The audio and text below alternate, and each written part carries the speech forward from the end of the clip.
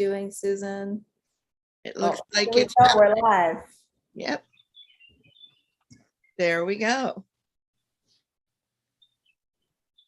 Yeah, so welcome everyone. I'm Susan Lowell de Solorzano, coming to you from the colony of Washington, D.C. in the United States of America, a crazy country.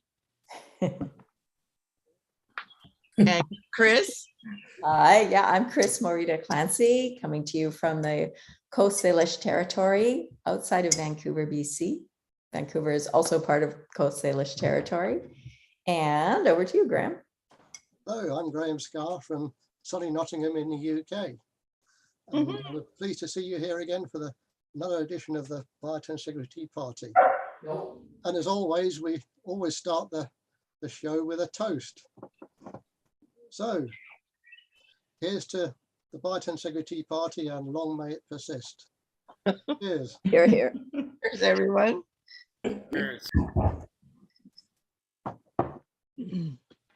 So it is great to be back. We're going to be doing these intermittently as we get back to other life projects. Of course, through COVID, we were every week for quite a number of well over a year, almost 2 years.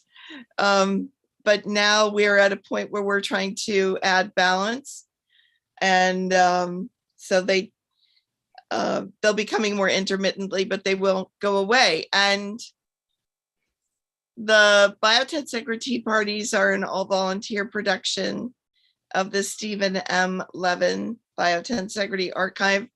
Thanks for being here, Steve. Steve's going to be presenting in 2 weeks. Everyone who's here, I hope, is on the email list. If you're not, I suggest you go to biotensegrityarchive.org and get on the email list, and then you'll know what's coming up, and you'll be able to join us. And I want to thank Dorothea for sending some great papers our way. Hi, Dorothea. One of which we linked in the newsletter, and we'll link another one next week. So with that, we want to thank and introduce Doug Johnson. Hi, Doug. And Doug can tell you a little more about himself, although I think most of you know him already. But I will say, this is such an excellent presentation. And Doug presented this for Chris Clancy and Gwen Cornish's embodied biotensegrity platform a few months back. And I just feel like it would be, and it was great to have it in a nice private session with discussion, but I feel like I really wanted it to be out there for the world to see and have access to it. And Doug's agreed to do that today. So I'm going to turn it over to you, Doug. Thank you so much. It's great to see all of you. It's been a while since we've all been together. Yeah, so I produced this video actually for, was it last summer or 2 summers ago? It's all a blur. But there was a conference down in Brazil, and unfortunately, the final version never got seen down there. So I'm also very happy to share it. And I will give you a link for the YouTube connection to it, as well as a translation that's completely in Portuguese. If you know anybody that speaks Portuguese, anybody from Brazil or Portugal that might be interested, I would be more than happy if you shared it. Well, Doug, we can put that up on the archive channel as well separately. I will put those in the chat, and also, great. Yeah, anybody wants to do anything, that would be great. I honestly think the best thing would just be to jump in. It's about 35 minutes long, and I think much more introduction, honestly, is going to be redundant because I made an effort to put everything in there as clearly as possible. So thank you for coming, and I will get this started. And please, if there are any technical issues in seeing it as we get started, please let me know.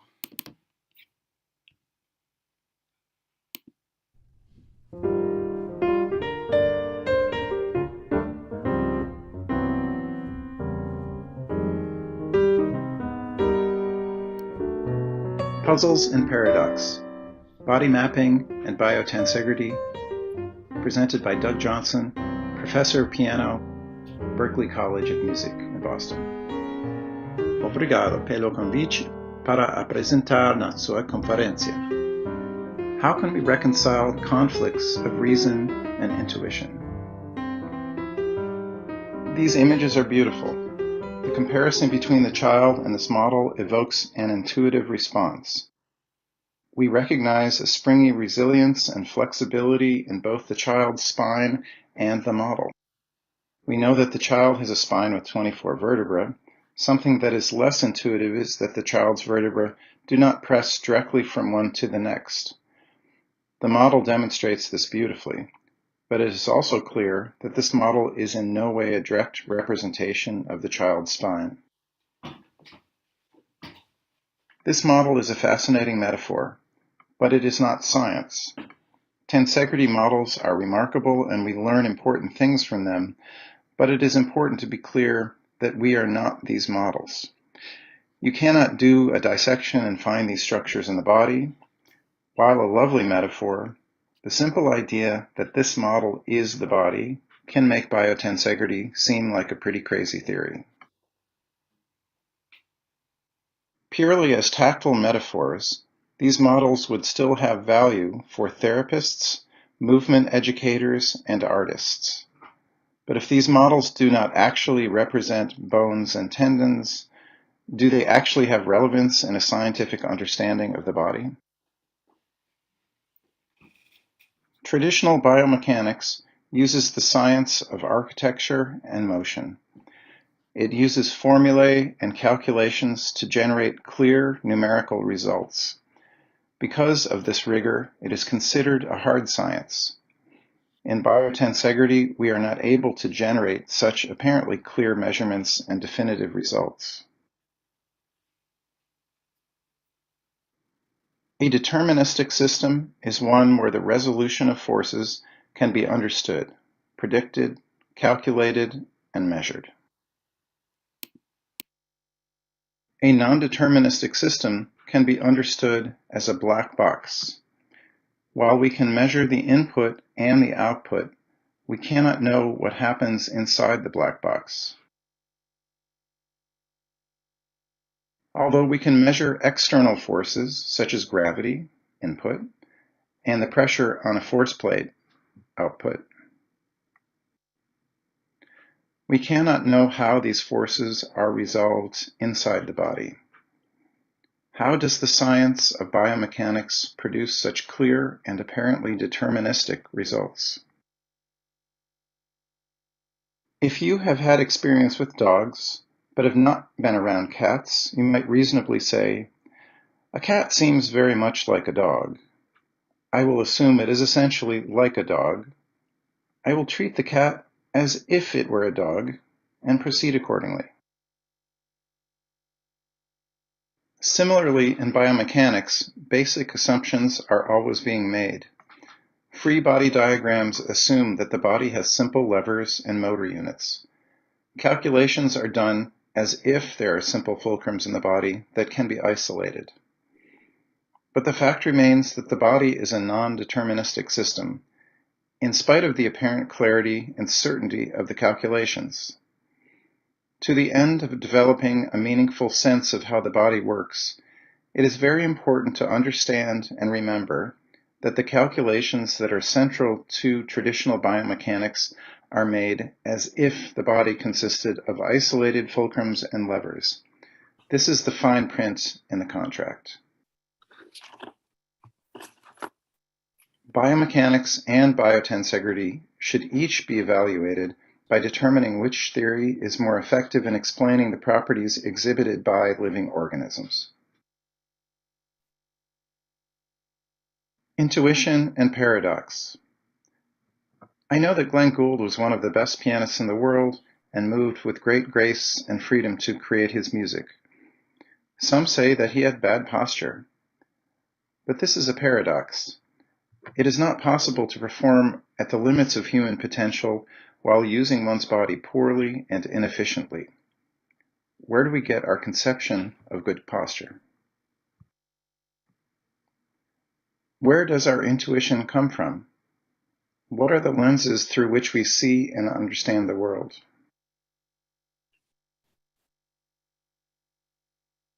We learn a great deal about how the world works, about physics, by stacking blocks. We learn about vertical alignment. Vertical alignment with gravity is cohesive. It is necessary for the tower to stand. Deviation from vertical alignment creates shear and breaks the tower apart. Structures are stable when they are wider at the bottom and narrower at the top. Stacks of blocks are modular. You can remove some pieces and the structure does not fail. Structures made with blocks are compression structures. They are built for stability and permanence, not mobility. Our block learning informs how we interpret this remarkable and fanciful image of an impossible freestanding skeleton. Through the lenses of our block learning, it is hard not to interpret this image as consisting of compression elements that bear weight. It is difficult not to conceive of our bodies as having an internal compression structure that must obey the same laws that we learned from playing with blocks. The power of this image in creating lenses through which we see the world is hard to overestimate. What is the power of mapping ourselves this way, to apply the conception of this freestanding skeleton to ourselves? Homo sapiens uniquely evolved to have an upright design. This fact, along with Vesalius's culturally powerful image of the freestanding skeleton, leads us to intuitively see an obvious equivalence between this brick wall and an apparently weight-bearing internal structure of the body. Yet, using bricks to model the resolution of forces within the body does not work. Even when one's posture is beautifully upright, the spine itself is curved. And then there is the remarkable counterintuitive spaces between the bones. If a tower were 30 degrees past vertical, it would fail. Viewed as a compression structure, the posture demonstrated in this image would necessarily cause enormous stress and strain and require a great deal of energy. Yet intuitively, we recognize this is optimal physical organization. As Dr. Levin has stated so directly and clearly, only in failure does the spinal column function as a stack of bricks. In case the point is not yet clear,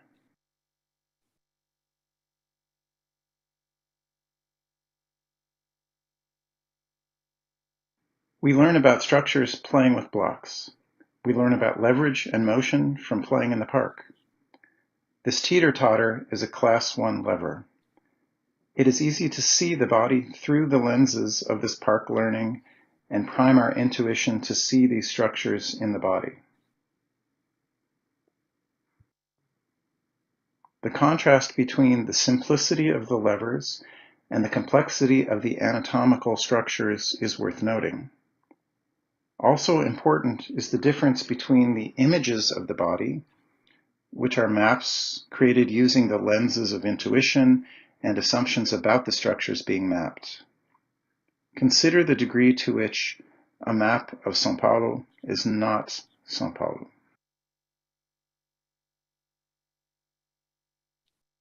A fulcrum cannot function with a frictionless point of contact and with forces acting parallel to the joint. The wrist on the left is no simple lever, and the parallel structure in the horse's forelimbs is a crazy design for creating stability if we view bones as part of a continuous compression structure. Through intuition, we can easily imagine a stacked spine, upright like a beautiful tower, yet simultaneously imagine a cat playing or a gymnast tumbling, curved body in motion. Bones can seem like the structure that is moved by the muscles' motors. Yet in contrast, we can imagine and sense a fully connected, integrated structure that distributes forces omnidirectionally. We can see the logic of traditional biomechanics, imagining a system of levers and compression structures. But the intuitive sense we get from holding a tensegrity structure also evokes a strong internal resonance. This is how the body moves when it is moving well. Einstein did not develop his greatest theories through traditional experimentation. Instead, he used thought experiments. He reasoned out, in spite of received wisdom, what could not be, and then was left with what had to be. The math and the experimental confirmation followed. In a similar way, Stephen Levin was puzzled and ultimately frustrated with how his observations of the body and his understanding of physics were in conflict with received wisdom regarding human anatomy and mechanics. He figured out what could not be true and was left with what had to be. While we cannot know how forces are resolved internally, we can observe the characteristics of the organism and consider what theory best aligns with these characteristics. Consider the mechanical characteristics of biological systems.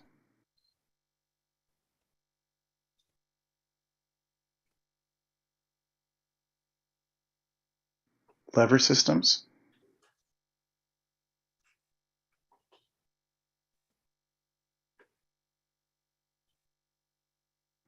and tensegrity systems.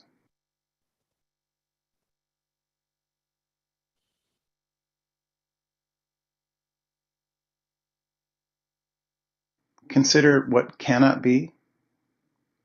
What is left is what has to be. The math and the experimental observation and proof of concept is following.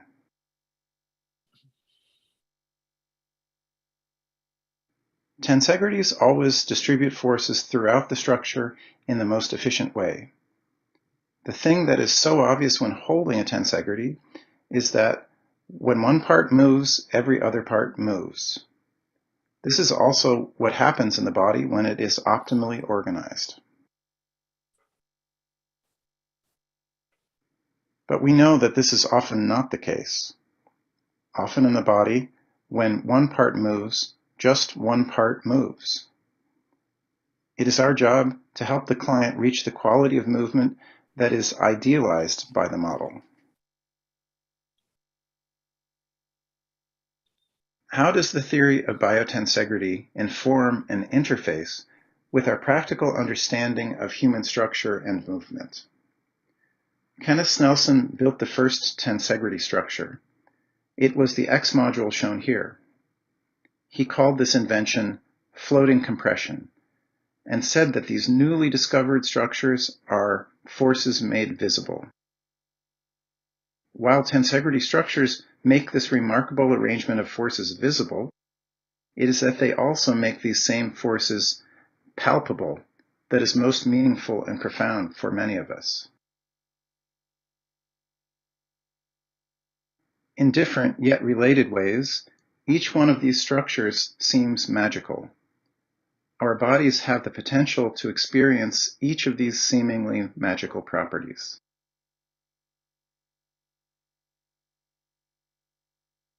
One structure magically floating above the other, without what most people intuitively think of as support.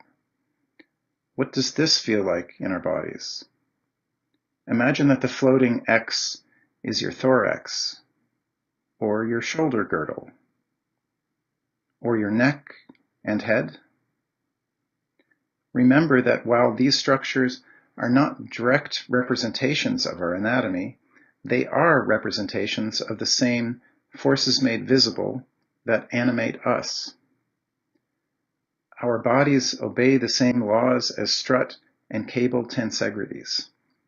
How does it feel if you imagine that the upper X is not floating in this tensional network, but is instead supported by a compressional column.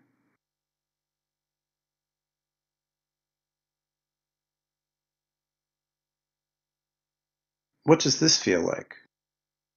The term spinal extension isolates the spine in our thoughts. Instead of the isolated spine extending, the whole body reconfigures in extension. Which feels better in the lower back?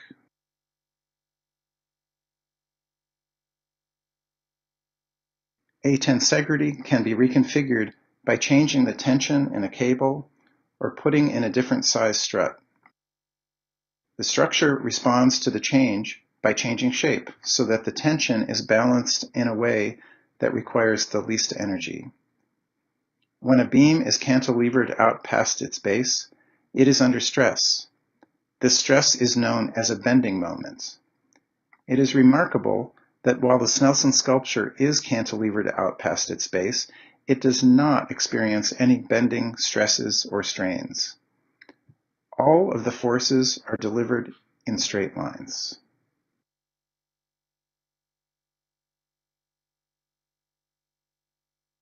What is interesting about this? Arches are very common, but this is not a common arch. It required force to create the curvature or bend in the structure. This bending branch is under stress and strain. With enough weight, the branch will break. This diving board is under stress. Does the body undergo this kind of stress when bending? Why might bending cause stress for some and not for others? Although the Tensegrity arch is bending, no individual strut or cable in the structure is bending. Even though the whole structure is bending, the forces within the structure are all distributed as efficiently as possible in straight lines. What does it feel to bend and feel that while your shape is curved, no part of your structure is bending? To paraphrase Steve Levin, we don't bend, we reconfigure into a shape that is arched or curled.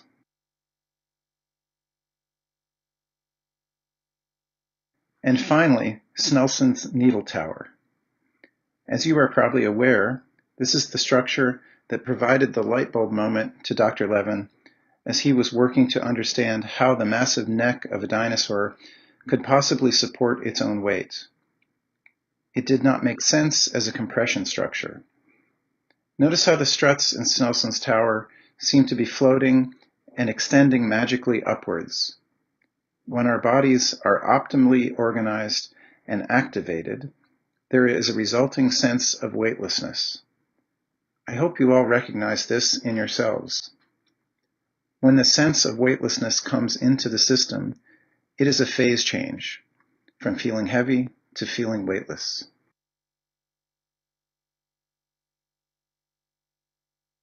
Citroëns are known to have a very special hydraulic suspension system that makes the car seem to float. Imagine this was your car, but the suspension system was broken.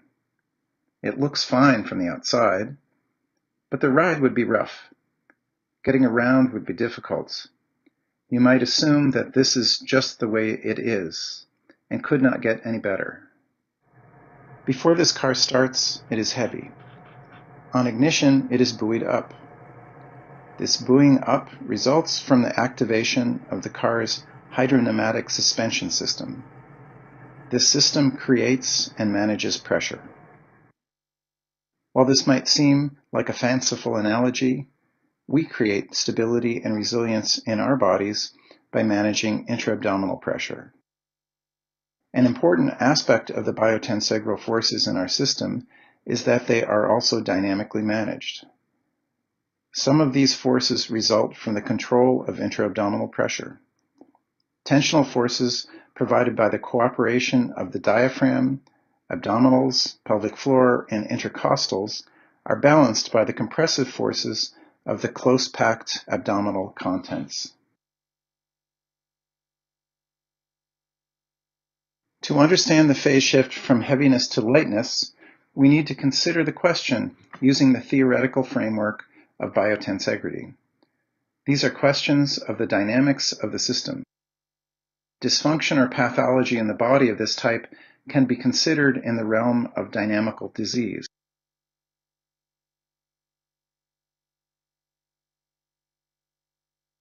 The most important practical question is, I believe, how can we determine how well a tensegrity is functioning? In a way, the question is not valid, since tensegrities always function optimally. The models do always function optimally, yet it is clear that we do not. We also know that there are many effective therapeutic modalities for creating positive change, and it would be useful to have a framework to understand how these might actually work in biotensegral terms. It would also be useful to have a sense of how dramatic change can occur from a small change in a seemingly unrelated part of the body. Traditional models have a hard time explaining this.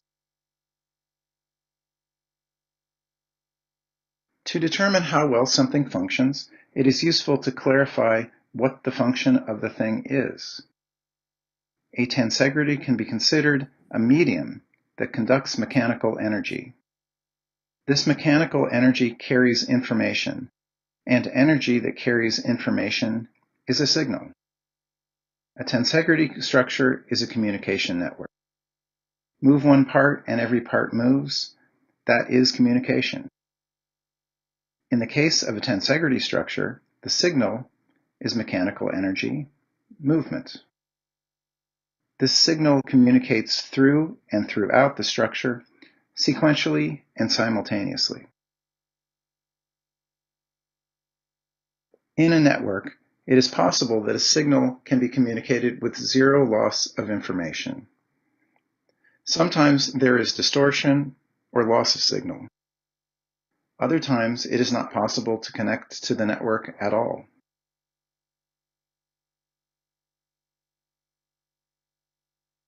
Consider this Tom Flemmon's Tensegrity tower. Every external impulse is clearly communicated through and throughout the entire structure. Aside from structural damage, there are two ways that the system can fail. If there is a blockage in some part, notice that the mechanical signal, the information, does not reach past the blockage.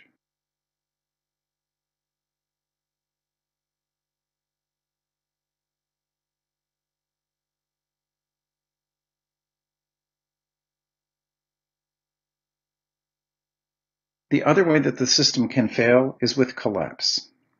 Collapse somewhere in the structure will require a compensation of stiffening somewhere else. Notice in this image that both patterns of collapse and stiffening are present. Either way, the biotensegral system is impaired in its function as a communications network. This also means that other mechanical characteristics that we have in common with tensegrities will not be present until the structure is reintegrated.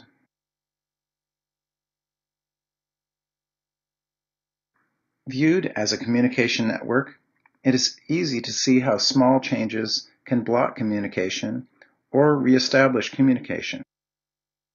Sometimes a small change, like the locking of a wrist, can negatively affect the function of the whole body. Mobilizing a locked rib can reestablish the body's integration. Try doing what you see in this picture. Alert, happy, open, arms out, and in particular, explore the open hands extending out and up. Notice how this unity of being creates physical integration and equal tonus. Here are examples of clear intention, generating integration and equal tonus throughout the body. Consider the different amounts of muscle tone required to hold each of these rackets. The strength used to play badminton is much more than for ping pong, and the tonus required for tennis is much more than that required for badminton.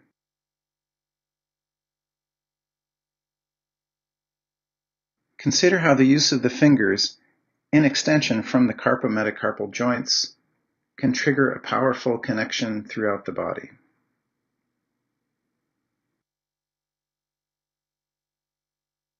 For these dancers, the use of the hand is not just for style, but also triggers integration, improving stability and balance. Notice how activation of the hands and feet tend to trigger integration, equal tonus, and core stability.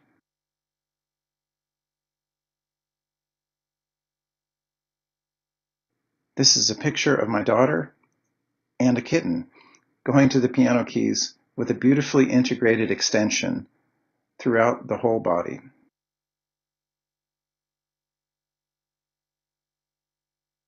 Notice the activation of the hands. When the fingers come off the keys, the ends of the fingers never drop. While Vladimir Horowitz's finger movements were obviously perfect for playing these notes, consider that, like the dancers, his open hand with no drop in the finger is helping to consistently trigger full body integration and core stability.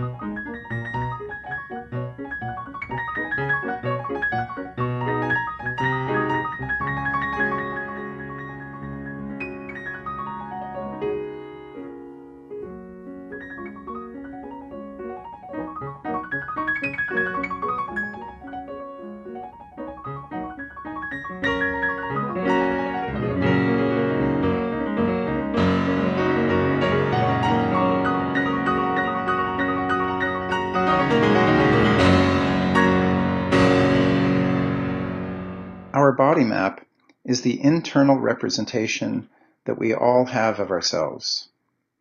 If you think of your left knee, you know where it exists in space. You have some notion of its structure and also how it moves. These maps can be clear and accurate. They can be fuzzy. They can also be very clear, yet very inaccurate.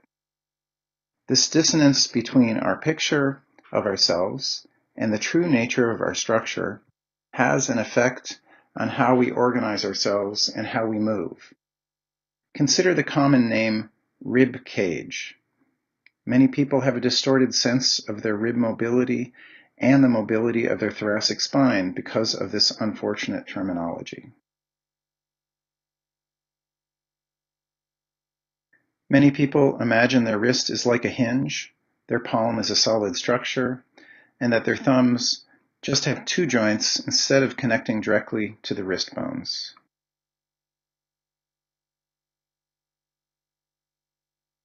These misconceptions can arise because of language like rib cage and palm, but also because of visual cues that make the rays of the 5 fingers appear much shorter than they actually are.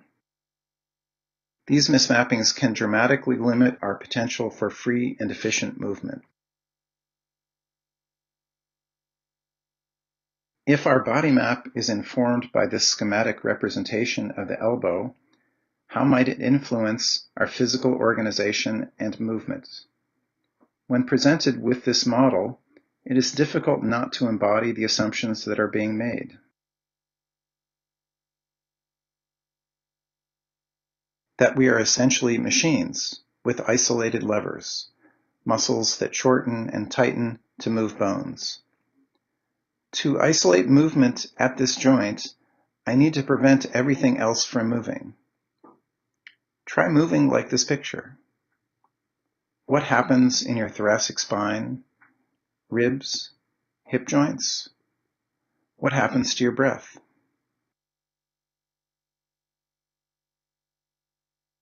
In contrast to this, Steve Levin says, you don't bend your arm, you reconfigure your body. If we shorten and tighten a muscle to move a bone, we will be in a shortened and tightened position that will not be sustainable. If we reconfigure our whole body, any position can be in equilibrium, neutral, balanced, and sustainable.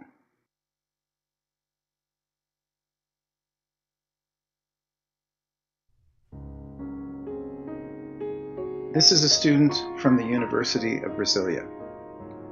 She is a violinist who had neck and back pain. If one plays an instrument by locking a part of the body so that other parts can move, it will result in stretching, stress, and strain. Here you can see that she is not moving parts, but instead is constantly reconfiguring, changing shapes, and stable at every point. Not only was the pain gone, but she was obviously enjoying moving in this way.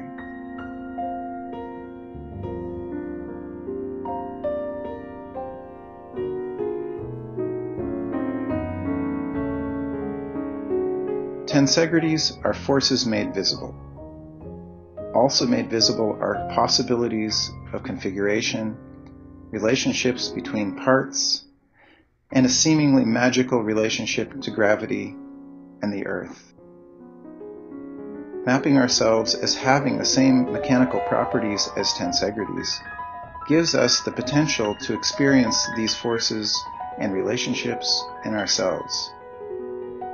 Not because we are cable and strut tensegrities, but because we have the same mechanical characteristics as tensegrities.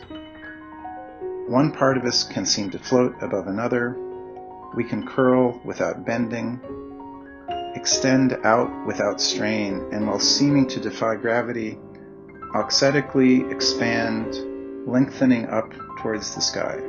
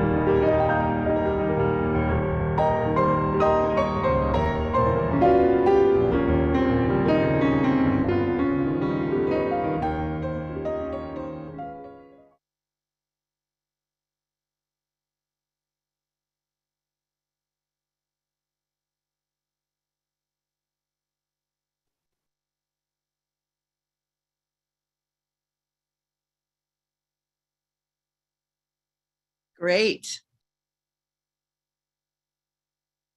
We're coming back in now. And we'll be ready to present Doug with some questions.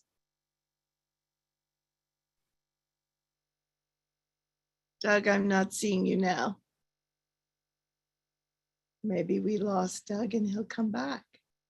He may have inadvertently, instead of stopped the share, I think he inadvertently left the meeting, but he'll be back. I have seen this presentation probably, I don't know, 6 times now, perhaps. And I get something new and delightful from it every time. So even though we seem to have lost Doug. Still in the meeting. Doug's still in the meeting. Oh yeah, you are here, Doug. I'm asking you to unmute, Doug.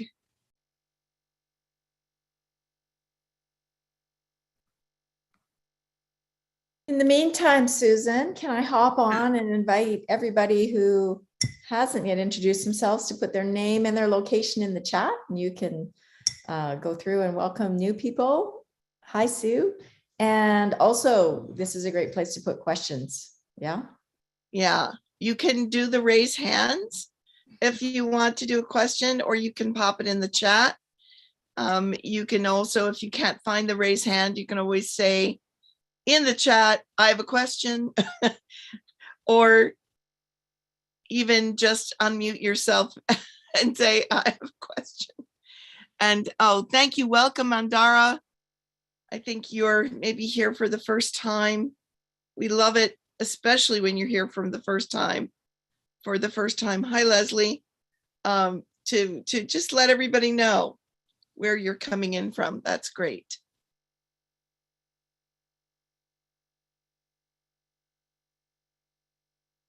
So I have asked Doug to unmute. I'm very sorry. Zoom froze out on me and I could hear you talking, but I couldn't do anything. Such a fantastic presentation. And Cesar made this with you, Cesar. Cesar, yeah, exactly. And I think he's here. No, unfortunately, he wasn't, something came up, he wasn't able to come, but I was hoping to So introduce him. they've been talking about, 25.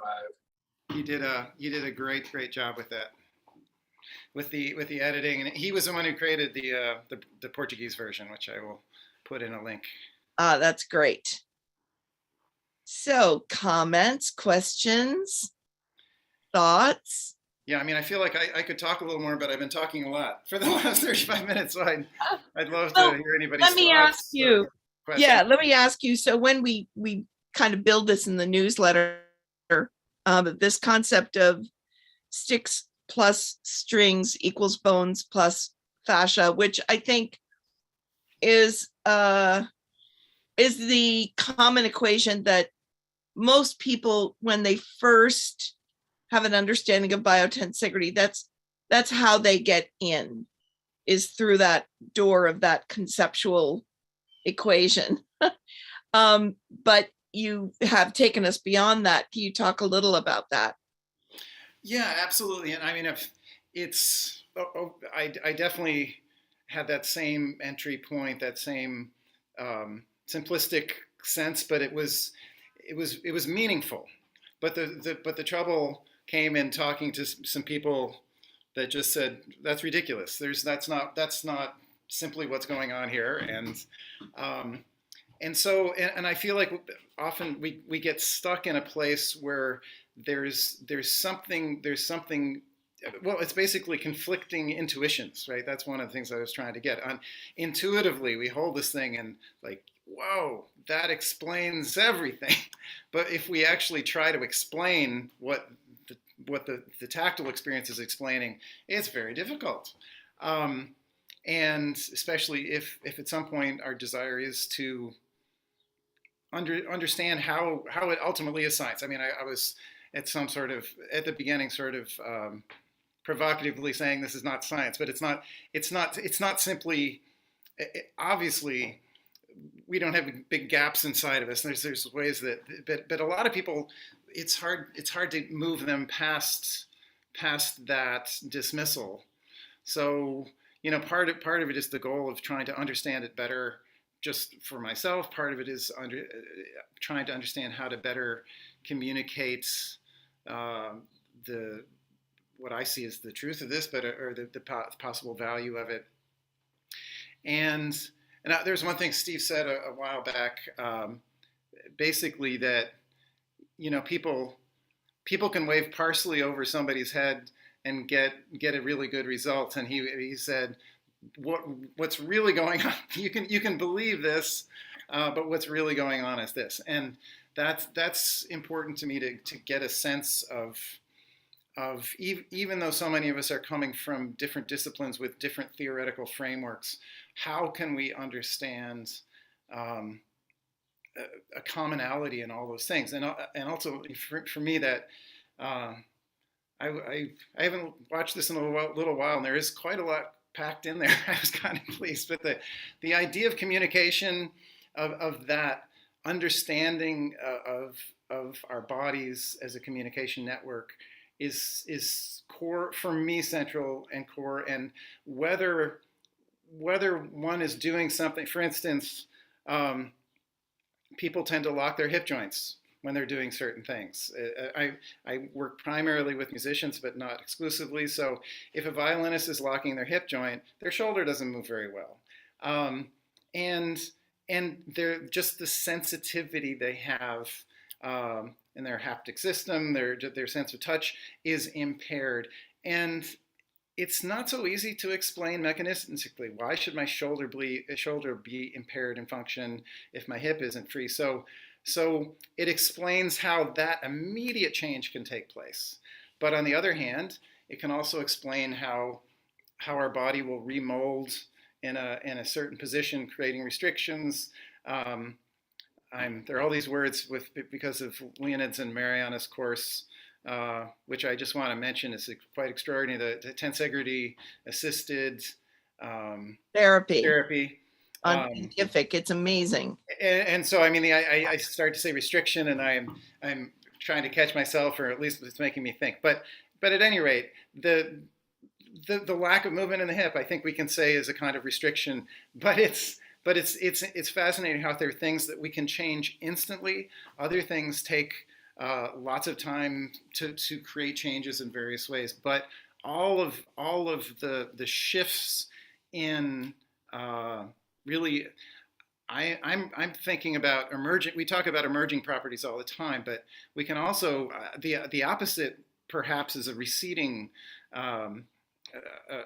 property. That you can go from having an arm that's heavy to one that's floating. And it can turn around in either direction. And if you lock your ribs and you lift your arm, it's going to tend to be heavy. If you sequence slowly through and move every rib closer and on one side and wider on the other side, both of your arms will tend to just start to float. Awfully hard to explain in another way. Yeah, I mean, so we obviously are still, the language continues to evolve. And we've seen this just over the last 2 years, the language has evolved considerably with Tai Chi and the connection from one person to another in push hands. I think of that being something like what you need for an instrument, and that unnecessary, undue, excess tension, I think of it as setting up an impedance wave sort of to the communication system. But that's sort of my way of thinking about it. Well, in a related way, I mean, if I put a little bit of energy movement into part of this, the thing whoops. We have you, we see you. Oh, gosh. Okay. All of a sudden it looked like everybody disappeared.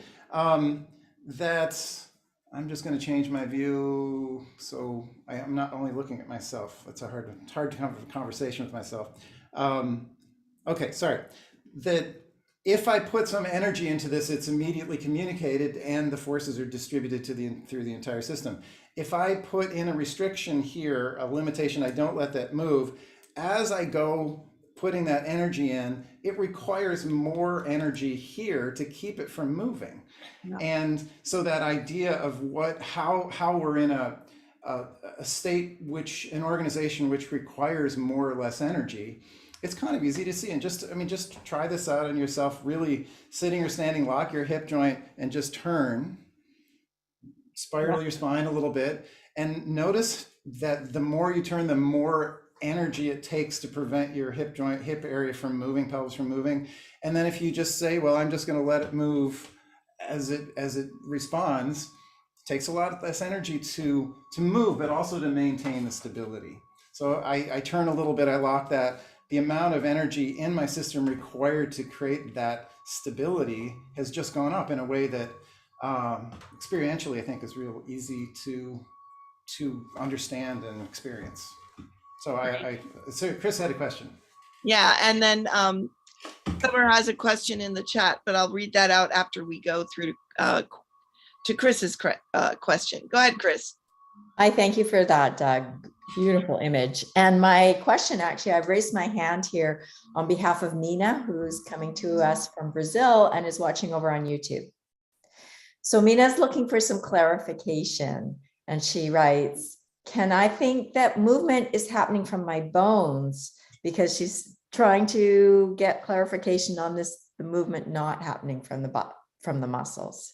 So can I think that movement's happening from the bones if it's not from the muscles?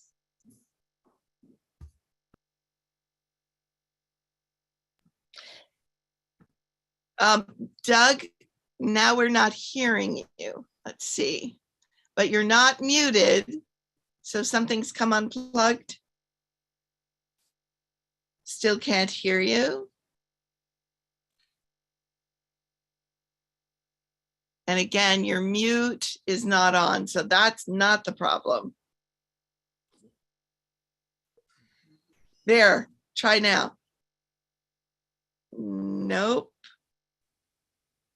And Susan, meanwhile, if you want to switch your screen over to gallery view, then the YouTube channel We'll see will be- everybody. Yeah. Yeah.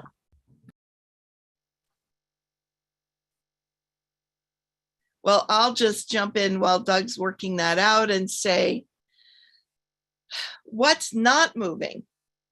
This idea of the muscles moving, the passive bones, goes back at least 1,000 years. An unexamined assumption that has carried down at least from Avicenna, and if not before. Now, just because an idea is old doesn't mean it's wrong, but we should at least be able to examine it in the light of the current science. And I don't know, different people are going to feel things different ways, but I think it's that intuitive thing that Doug was talking about. If we are trained that it is the muscles that are moving the bones, then that's the Hello? that influences our intuition about our movement and our sense of our movement. And if you let that go and try to move without that concept, what do you feel? Did you hear the question, Doug? I think we have you back. Can you hear me? I think we almost have him back. Doug, are you there?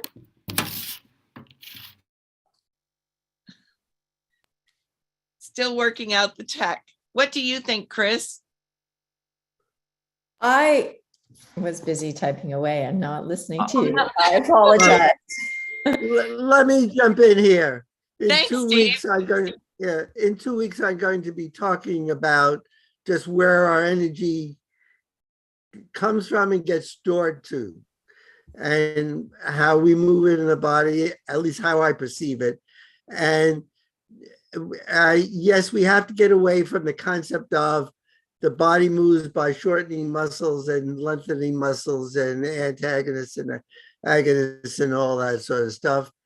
But how we move is really a combination of a lot of things. But I personally believe that the energy is stored in the bones, and then the movement comes from the center out, with the energy coming through the bones. And that's because bones are stiff springs, and stiff springs store more energy than loose springs, and muscles are looser springs. So it's strictly a physics thing. Great. Thanks, Steve. I think I'll wait to ask Summer's question, and maybe Mike, if you're ready. And hi, Mike, where are you coming in from? Can you unmute? Hi, can you hear me? Yeah. Okay, great. Cool. Yeah, I'm coming from Chicago. And I guess perspective-wise, I'm coming from a puppetry background.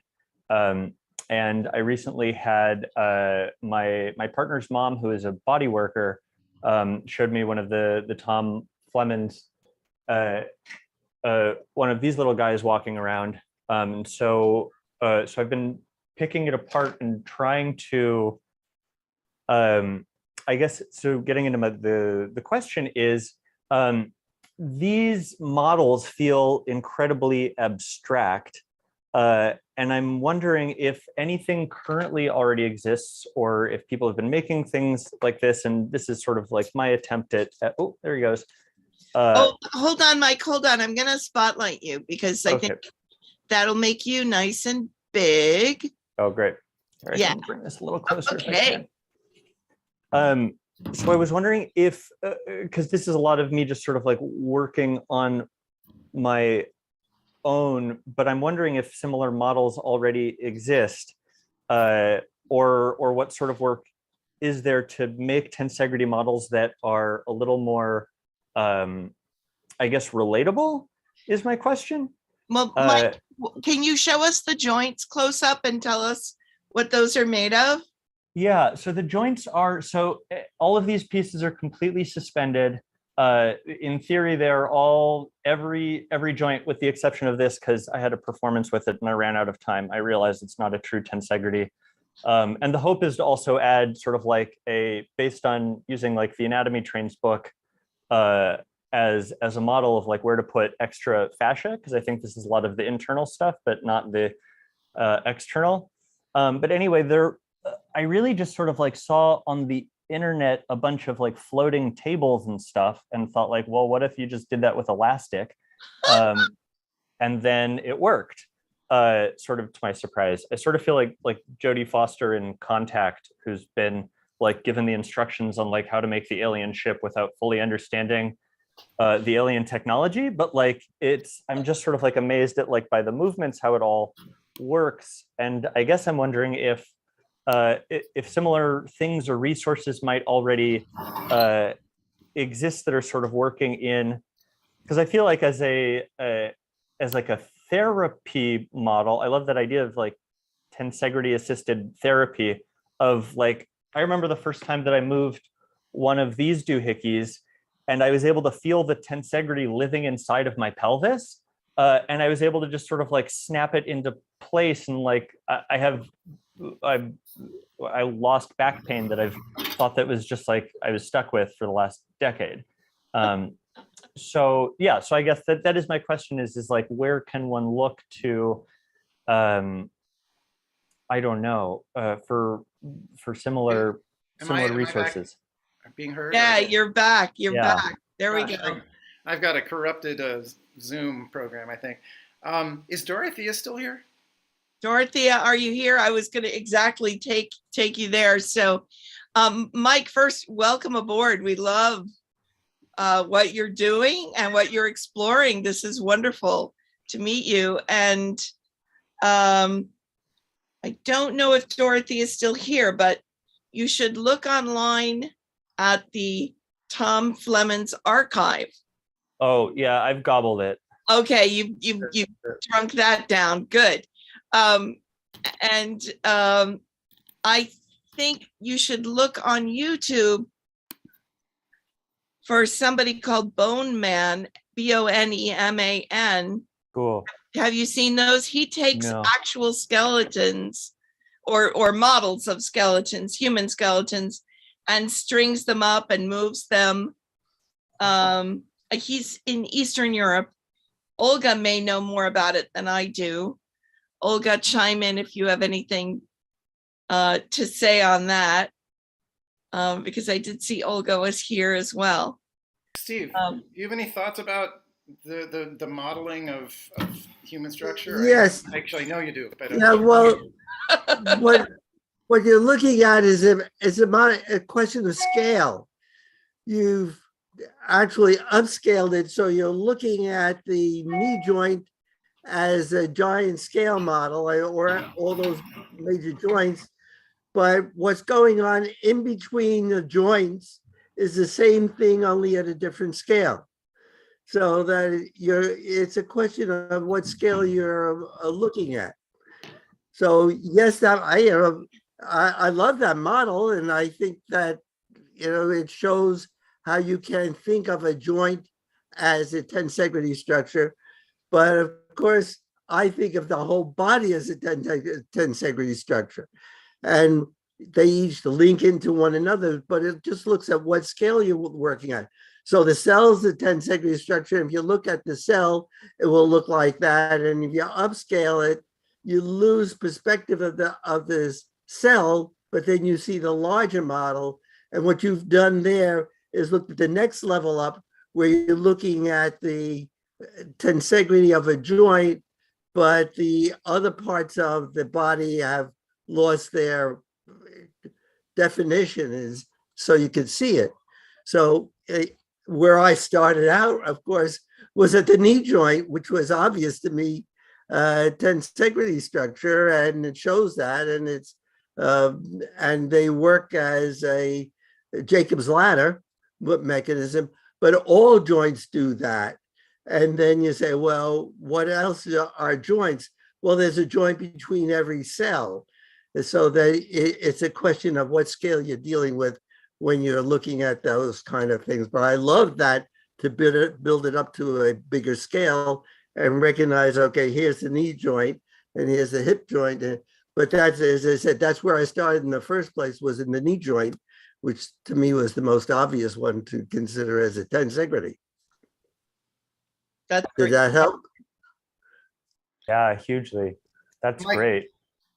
I'm curious. I mean, it's part of what I was trying to get at in this is this, which in that video is these different things we can get from the experience of the model, the exploration of the model, the experience of ourselves, and how the interface. Because you had that remarkable direct transformational experience from what you described of having an intuitive sense of what could be different in your pelvis, such that something shifted and the pain went away, I mean, so it seems to me what you've learned from that experience, and then the interface with that on the internal levels, the intuitive levels, is connecting to the model making, the hands-on.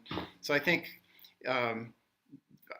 anything you learn from that is real. I think the challenge is ultimately, I don't think any model like that is going to be a representation truly directly of ourselves. But that doesn't mean, and this is kind of what I was getting into, it doesn't mean the models don't have value, but it's kind of figuring out what that interface is and how to get a sense of it.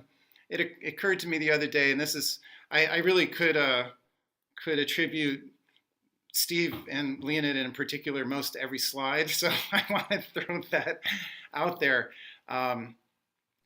But the idea of a map versus the territory, right?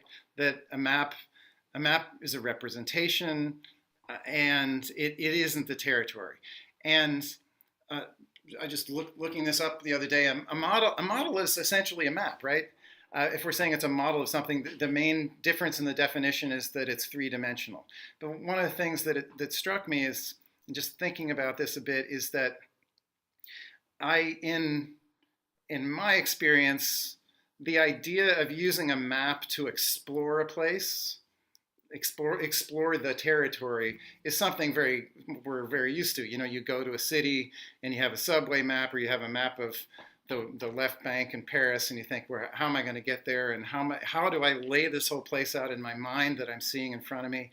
But I'm not sure we as often use the term model in the same way, but a model is a map that can be used to explore ourselves in the same way. And this kind of thing, what, just again, if this doesn't move and I move this, what happens here? And could I experience that in myself? What if that's my knee or my hip or these two ribs here? And I'm curious over time, Mike, what you discover and explore from that kind of experience. And obviously curiosity is not a problem. Sure. Right. Yeah, that's a really beautiful not metaphor, allegory, simile. I always confuse those, but the map versus territory. Thank you for reiterating that. That's a really, really fantastic way of thinking about it. All models are wrong. Some are useful, right? George E.P. Box. I'm going to move on to Summer's question because it was very early on in the chat. And so I'll just read the concept of activation of hands and feet and how that facilitates the integration and reconfiguration throughout the body. Can you dive a bit deeper there, Doug? Yeah. One of the places to come from, or the concepts, is the idea of an equal amount of tension or tone in the entire system. And a way I like to, well, just everybody's had this experience on probably both ends of the spectrum. You're holding a small child and they just for fun decide to collapse and turn into dead weight. And what is the experience we have with that? We know that they can't be heavier, yet our experience is that they're twice as heavy and they knock us off balance. It's a really interesting thing to reflect on what is happening there. To some degree, I suppose their center of gravity could be shifting some, but it doesn't really matter. Wherever they collapse, you experience it differently. And the way I understand it, if this is the child here, their alert structure, their balanced structure is communicating that gravitational force through those pathways internally in their body, interfacing with you. So overall, you're making this larger tensegrity structure. And then our design is that our structure is going to communicate these forces efficiently all the way down to the ground and then be balanced with the ground reaction force. As soon as they collapse, they're not communicating through their system. They're turning into dead weight. So those forces are not communicating as directly through. You can experience the same thing with your hand. If your hand, I like the idea of the Pope's wave. If you have your hand open and alert, and notice not tight, it's springy. We're always springy. So you flip your finger and it comes right back, but it's not tight at all. That's often what somebody describes as relaxed. But we'll follow that up in a minute. If you move around a little bit, especially if you very directly allow movement, I'd ask you to choose your ribs. So as you move your hand around, your arms around, let your ribs adjust next to one another. They come closer together or further apart. And although you have a shoulder joint, and make sure your hip joints also move as you do this. You have a shoulder joint, but most likely you're not going to feel a specific movement, any sort of hinge, because everything's moving continuously through.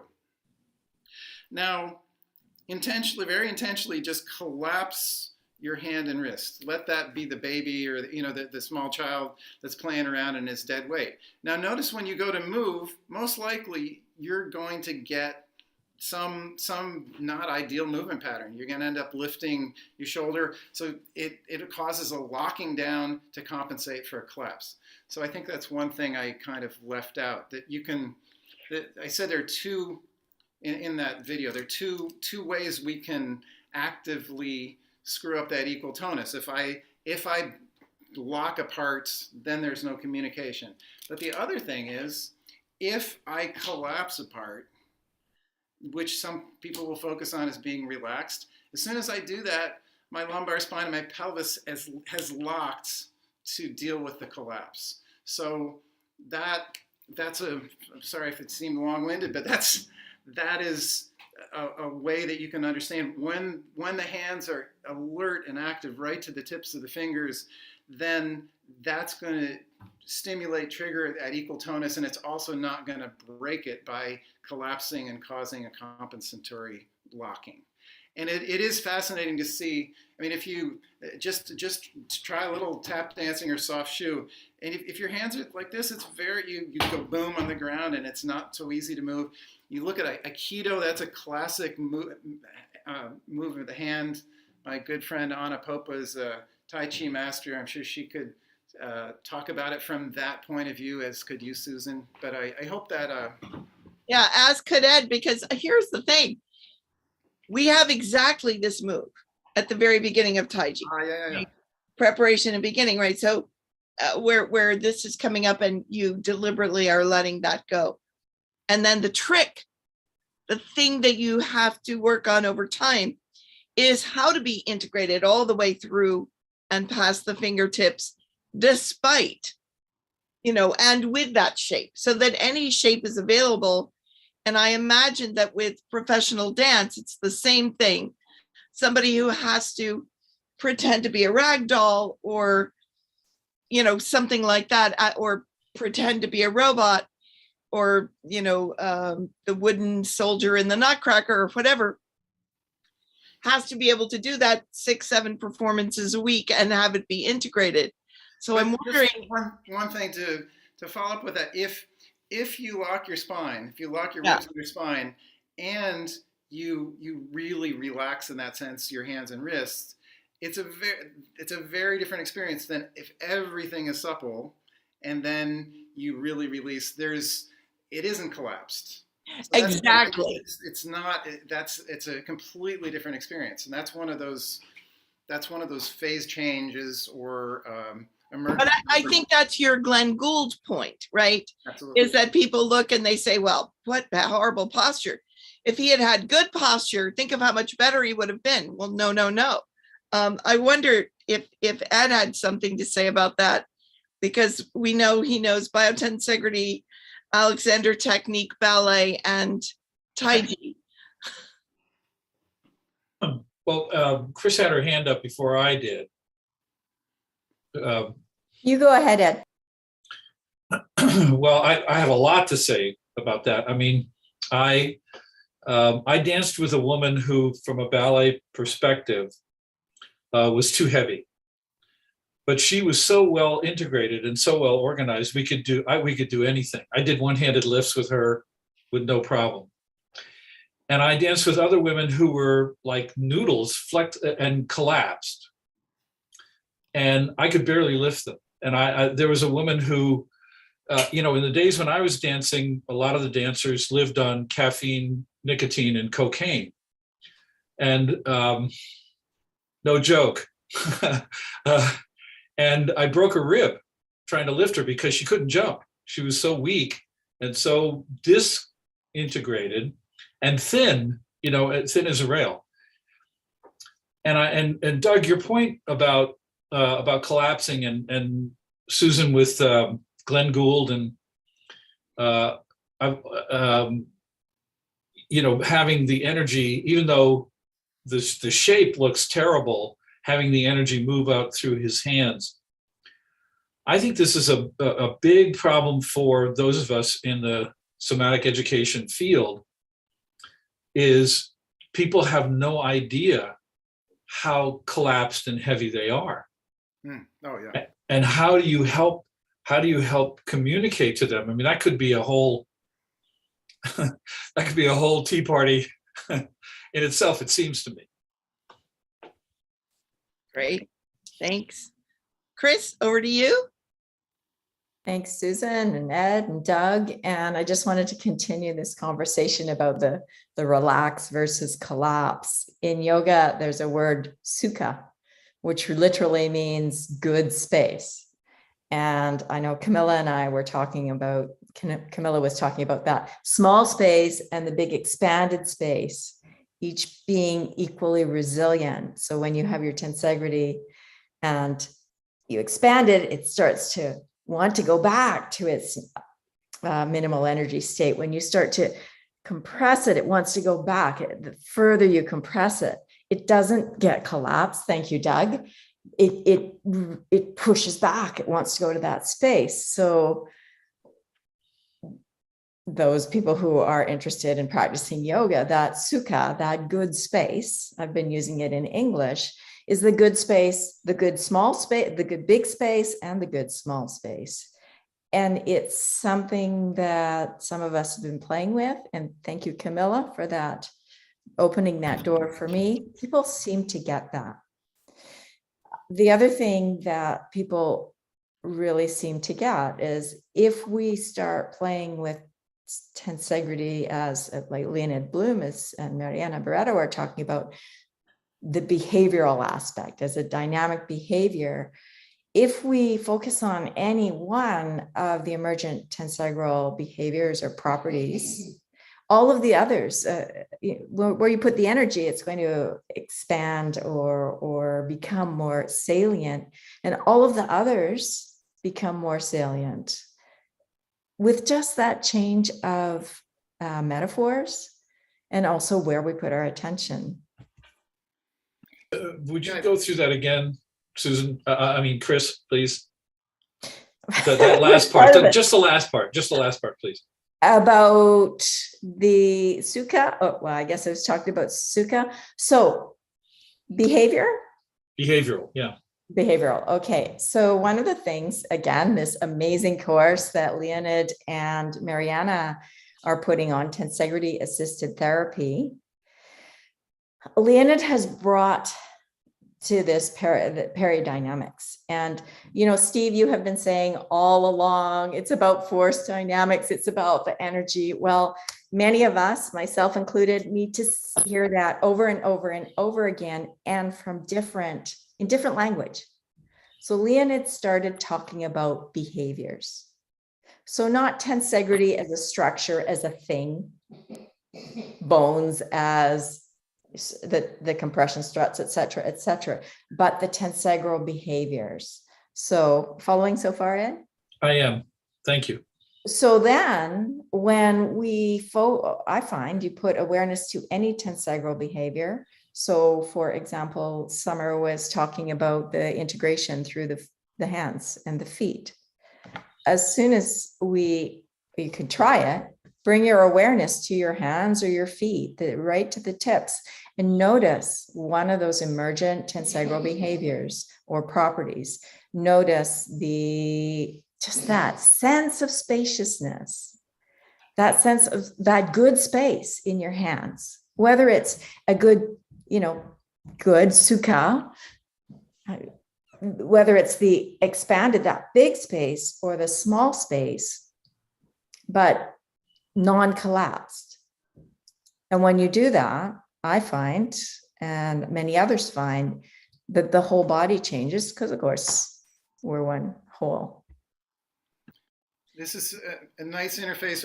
What I was trying to communicate with the different organizations, the different shapes that the Snelson sculptures could take on, we can explore each one of those, and in particular thinking about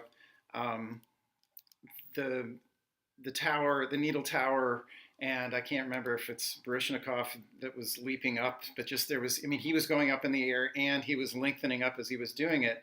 And it was Nureyev, but yes. It was Nureyev. Who's counting? But yeah, okay, sorry. That's what I thought I said, but it wasn't. So, for many people, their map is at the end of the day, they're tired and they get to the chair and all they want to do, because it takes less energy, is go down and collapse. And if you believe that, you can act according to that belief. But it's such an interesting thing. Well, you can also take this structure and realize that it actually takes more energy to compress it down, and it's a release for it to go up. And it's a pretty incredible thing. And while we can say, well, that's just what our structure is, it's absolutely true. The way we think about it will make our bodies make ourselves respond differently. So just everybody try that on for fun. You're sitting there, think about the energy it takes to compress your head down towards your chair, and then let it go, and notice how you just go up. And then it's not so hard to sit. I want to thank you. I want to make sure we get to as many questions as we can. We've only got about 10 more minutes. And Doug, you had invited Anna to speak. Anna Popa, is it? Anna, did you want to say anything? First of all, it's a joy to be here. Thank you, Doug, for inviting me. It's like finding a bit of a tribe. That I very much enjoyed that conversation up until now. Doug and I'm a pianist. We've met through our music, respective music journeys, and he went one way, I went the other. I do a lot of Tai Chi Qigong meditation. So from that perspective, that point of balance is called a Tai Chi point, basically, where it's nothing is too much of, everything is in equilibrium. And it does yield to this sense of weightlessness that Doug has mentioned. Yes. So those of you, as I said, I feel like I found my tribe. Those of you will know completely. And to Chris's comment, a similar concept exists in Tai Chi, particularly meditation, outer and inner, but the sense of space, not only in the body, they how should I put it? They apply that sense to the mind as well. The ability of the mind to go out and also come back in. And Edward's comments totally resonated because it's so difficult to get people to just perceive extremities. It's quite an enterprise to be able to say to somebody, feel your fingertips or feel your toes, especially the toes, and actually, succeed where they have an accurate perception of them. And it usually takes a little bit of time. I particularly... Go ahead. Yeah, sorry, I don't mean to take up so much time. I particularly enjoyed Doug's point about one part moves, all parts move, because that's integral to Tai Chi. And it belongs into, in my case, into piano playing. I know it belongs in Doug's piano playing as well, and in our teaching, because otherwise you create tension where you really don't need. And you also create this schism in the mind of the player, where part of them is doing this thing, the other part is kind of observing what they're doing. It's like it breeds so many issues that could be just clarified with that particular principle. If we're all lucky to meet a person who can tell us, oh, look, one part moves, all parts move. Notice, observe. Let me know if it's wrong. Come back with proof. Thank you. I want to make sure we get everybody's questions. Camilla, I didn't know if you wanted us to read your question or if you wanted to jump in, and I don't know if you're away from your camera. Hi, sorry for getting out and back. I don't have such a good internet here. I lost the conversation. Susan, can you please read it? Because I formalized it somehow and I don't have it here anymore. And I will start talking, it will take too much time. So if you can please read the question. Yes, I'm going back into the chat because I know it's in here somewhere. Okay. Yes, so let's see, when you work with musicians, Doug, what kind of change do you observe in the quality of tone, vibration that the person produces once they reconfigure their system? I'm going to say to more optimal integration, I'm guessing something like that. Can you share some of the feedback that people give you in how they experience their practice. Absolutely. And it is a mysterious thing to me about this is how consistent the response is and how consistent it is across all instruments. And meaning specifically the kind of changes in the sound, whether it's the human voice is an easy one to conceive of. Well, you're reconfiguring your body, you're finding more resonance because something isn't as tight. And as soon as I tighten up my hip, I lose that resonance. But why a cymbal hit with a stick would also have the overtones, the resonance, the lineup of the overtones affected, or a machine like a piano or a clarinet or a violin. It's really remarkable how ultimately my perception of it is the resonance is freer, the overtones are all ringing in an unimpeded way, and lining up to higher than we're able to hear. And then those sounds blending with one another with the different instruments all just then they can really tune. It's a remarkable thing is you can play a piano, and if you create interference in the way you're making the sound, it will not be as in tune as if you the more freely you get the overtones to resonate, even if the piano's not quite in tune, they'll find, it's like the two gears finding teeth and locking up, and then the perception is it's more in tune. It's kind of a remarkable thing. But another aspect I'll mention, I wish I was thinking about this early and I don't have the model, but we've all seen this thing. Imagine you've got like these, somebody can tell me what the toy is and I'll go buy it. But it's kind of a spring that's going back and forth, like a little bouncy thing, right? And if this is going this speed, if you grab the spring in the middle, the same energy makes the frequency go faster, and you let that go and it starts to go slow again. And when people are locked and their hips locked in their pelvis, then they're kind of moving from here, they tend to play faster than they intend. They tend to rush. They tend to always, even if they manage to play in time, there's always a sense that they're kind of holding back. But when the body, I could go from oscillating from here, which is going to be kind of a faster frequency, to oscillating from here, but I'm still locking my legs. And now I get the sense that now I'm going all the way from the ground. You can try it. You have the same amount of energy, and then you lock. And this is a different perception, a different kind of oscillator. So when we connect to the time, you can feel tempos that are. Hold on, Doug, I'm going to spotlight you. Oh, I think I'm going to spotlight you. I'm going to try to put on another mic. I hope I don't lose you here. Okay. Is it still working? Yep.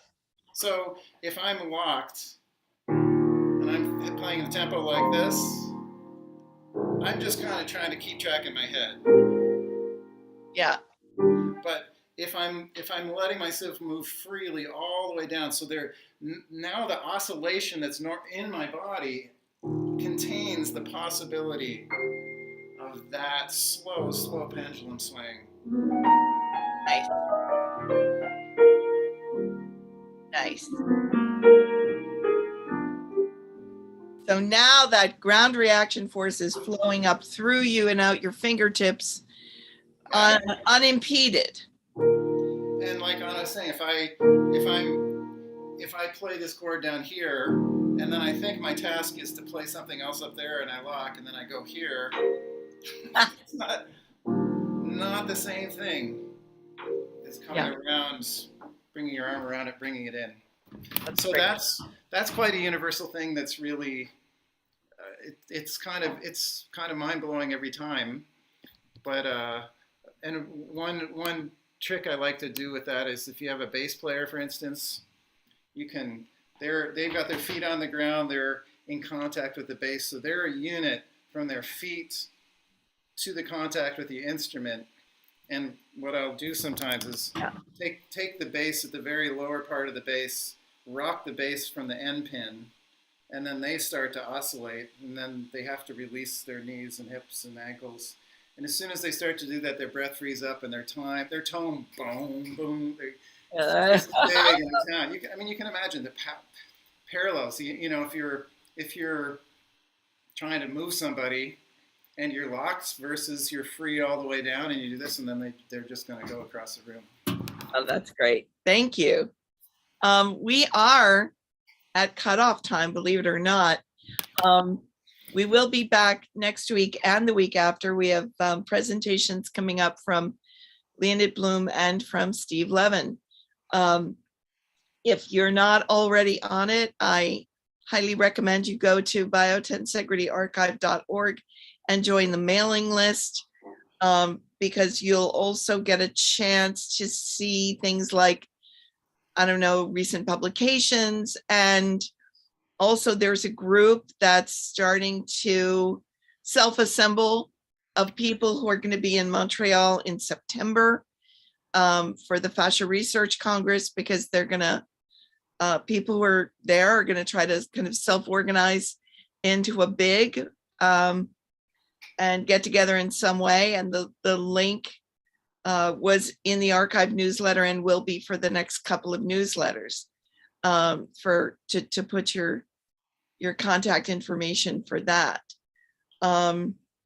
So I want to thank everyone. Thank Graham, thank Doug, thank Chris, thank Steve, thank everyone for being here. I love to see the faces and voices that I haven't seen in a while. Maggie, Kimmy, Hannah, I love the new faces. Mike, Anna, you different people that are here for the first time. And Doug's gonna take us out with a toast. Well, I'm thinking about what Anna mentioned with the idea of a tribe, and I thank the earth for wonderful tribes, and I feel so lucky today because some of my tribes have come together. My tribes that give me joy have come together, and I'll just say thank you for that and toast. Cheers. Cheers. Hope to see you next week.